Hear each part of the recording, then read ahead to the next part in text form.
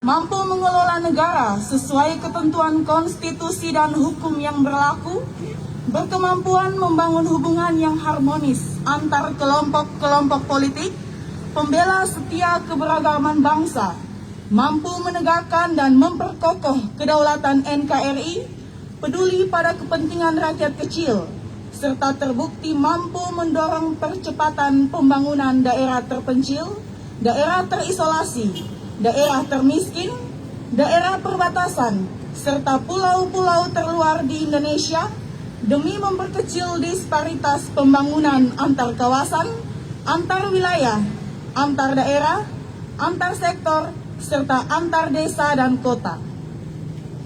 Bahwa di bawah kepemimpinan Joko Widodo, Indonesia telah mengalami transformasi pembangunan dan reformasi sosial dalam segenap aras dan aspek kehidupan berbangsa dan bernegara menuju terwujudnya cita-cita dan tujuan nasional.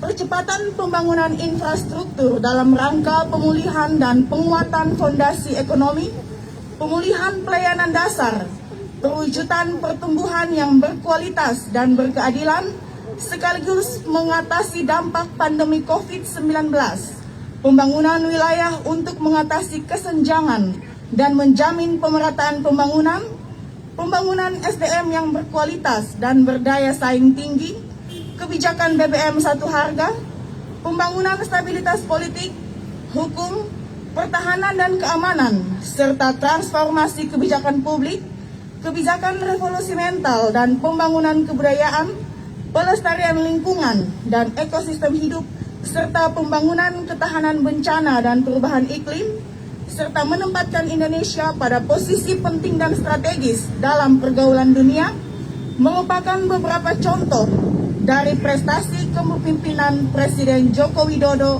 dalam 7 tahun terakhir. Bahwa mengingat kondisi Indonesia sudah semakin stabil, penanganan pandemi COVID-19 beserta seluruh dampaknya sudah semakin terkendali, pemulihan ekonomi terus membaik, bahkan Indonesia sangat mungkin menjelma menjadi salah satu kekuatan raksasa dalam kancah politik dan ekonomi dunia, maka demi kemajuan dan kesinambungan pembangunan Indonesia, serta untuk mempertahankan bahkan meningkatkan prestasi pembangunan yang sudah diraih Presiden Joko Widodo selama ini, kami, Komite Referendum Rakyat Nusa Tenggara Timur, menyerukan kepada seluruh kekuatan politik nasional untuk: pertama, tidak menggantikan nahkoda manakala kapal sudah melewati badai dan gemuruh alam dan kini sedang meluncur kencang menuju pelabuhan harapan. Kedua, mengambil semua langkah politik dan konstitusional yang diperlukan untuk menghindahkan rakyat dari kungkungan konstitusi, sekaligus menjamin kebebasan politik rakyat untuk menentukan pemimpin bangsa sesuai hati nuraninya masing-masing melalui pemilihan umum yang bebas, jujur, adil, dan bermartabat. Ketiga, mendorong berkembangnya nilai-nilai budaya politik dan demokrasi khas Indonesia yang terus memelihara dan mendukung pemimpin bangsa yang telah menunjukkan karakter dan kompetensi kepemimpinan dalam memajukan bangsa dan mensejahterakan rakyat. Bahwa Pasal 1 Undang-Undang Dasar Negara Republik Indonesia tahun 1945 dengan tegas menyebutkan bahwa kedaulatan berada di tangan rakyat dan dilaksanakan menurut Undang-Undang Dasar.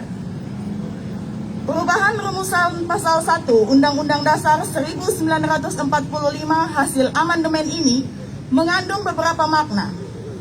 Pertama, hakikat kedaulatan rakyat tidak dapat dibatasi oleh rumusan pasal-pasal konstitusi. Rumusan pasal 1 dalam naskah asli Undang-Undang Dasar 1945 yang menyebutkan bahwa kedaulatan adalah di tangan rakyat dan dilakukan sepenuhnya oleh Majelis Permusyawaratan Rakyat merupakan wujud reduksi konstitusional terhadap hikmah dasar kedaulatan rakyat. Kedua, bahwa perubahan pasal 1 Undang-Undang Dasar 1945 sebagaimana disebutkan di atas telah mengubah sistem penyelenggaraan ketatanegaraan Indonesia dari supremasi MPR kepada sistem kedaulatan rakyat yang diatur menurut Undang-Undang Dasar.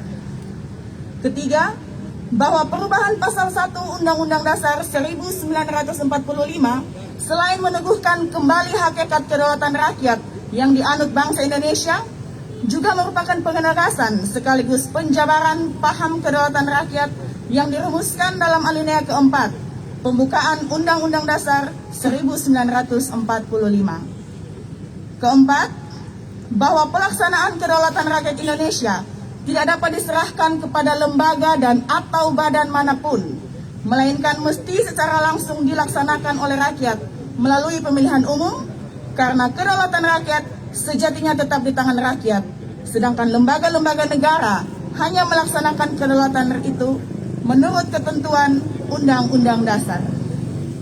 Kelima, bahwa oleh karena itu, Undang-Undang Dasar 1945 yang menjadi dasar dan rujukan utama dalam menjalankan kedaulatan rakyat dan dalam membagi pelaksanaan kedaulatan rakyat baik kepada rakyat dan atau kepada lembaga negara tidak boleh bertentangan dengan hakikat kedaulatan rakyat dalam arti yang sebenar-benarnya.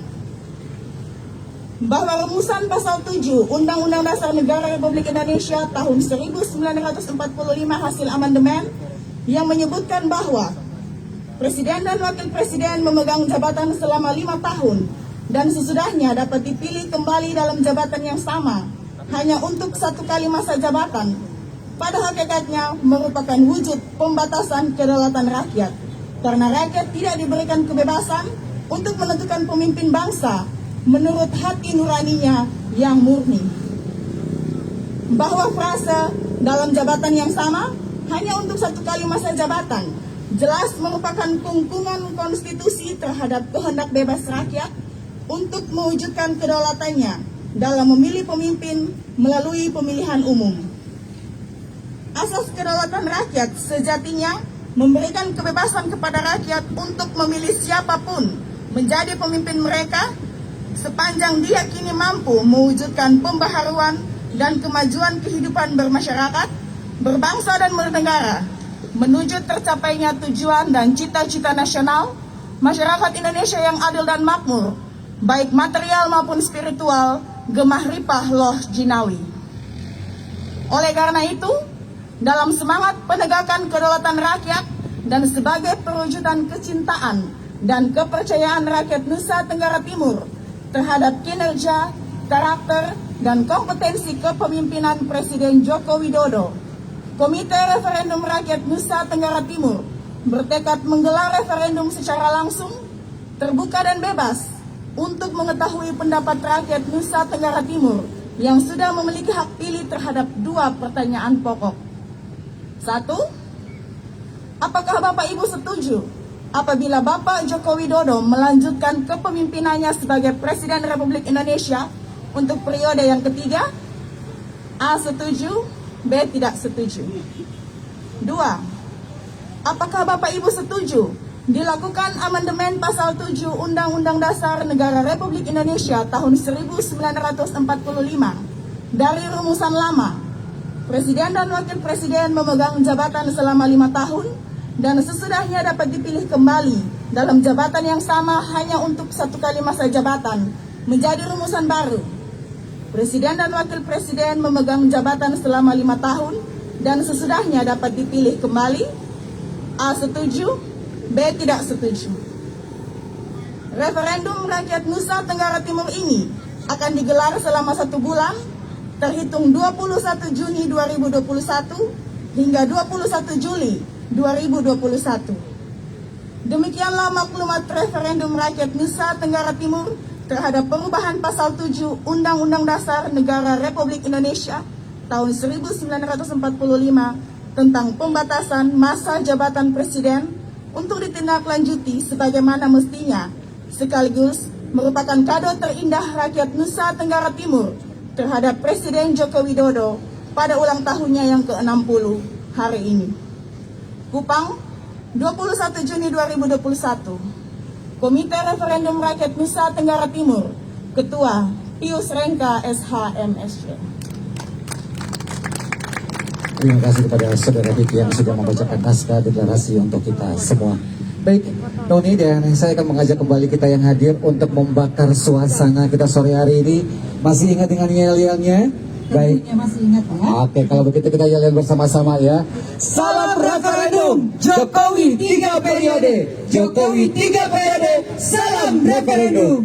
Tepuk tangan dong buat kita semua. Terima kasih.